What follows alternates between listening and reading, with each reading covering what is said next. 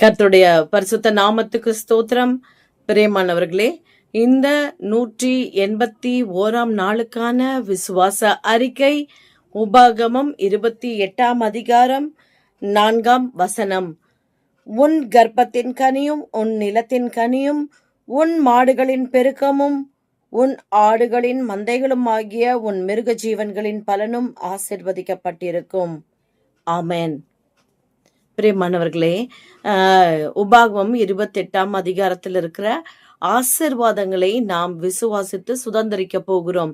இந்த நாளிலும் பெருக்கத்தின் அடையாளமாக சந்ததியின் பெருக்கம், நம்முடைய கரத்தில் இருக்கிற ஆடு மாடுகள் எல்லா ஆசீர்வாதங்களையும் பெருக செய்யும்படியான ஒரு அடையாளத்தை இந்த நாளிலே ஆண்டவர் நமக்கு வெளிப்படுத்தி இருக்கிறார். இதை சுதந்திரிக்க நாம் என்ன செய்ய வேண்டும்? அவருடைய வார்த்தையை, கற்பனைகளையும் கட்டளைகளையும் கவனமாய் கேட்டு அதன்படி நடக்க வேண்டும் என்று கர்த்தர் விரும்புகிறார்.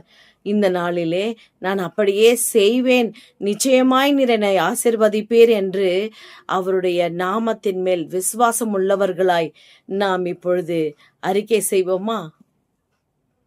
வானத்தையும் பூமியையும் படைத்த சர்வ வல்லமையுள்ள தேவனாகிய கர்த்தாவே, தேவரீர் நீர் உம்முடைய வேதத்திலே சொன்ன வார்த்தைகளை ஆண்டவரே வெறுமனே விசுவாசித்து, ஆண்டவரே வெறுமனே அதை அப்பா அந்த வார்த்தையை ஏற்றுக்கொள்ளுகிறவர்களாக அல்ல கர்த்தாவே, உம்முடைய கற்பனைகளையும் கட்டளைகளையும் காத்து நடக்கிறவர்களாக, நடக்கையிலே ஜாக்கிரதை உள்ளவர்களாக இருந்து உமக்கு பிரியமாய் நடந்து இந்த ஆசீர்வாதத்தை நிச்சயமாய் நாங்கள் சுதந்திரிப்போம் என்று விசுவாசித்து அறிக்கை செய்கிறோம்.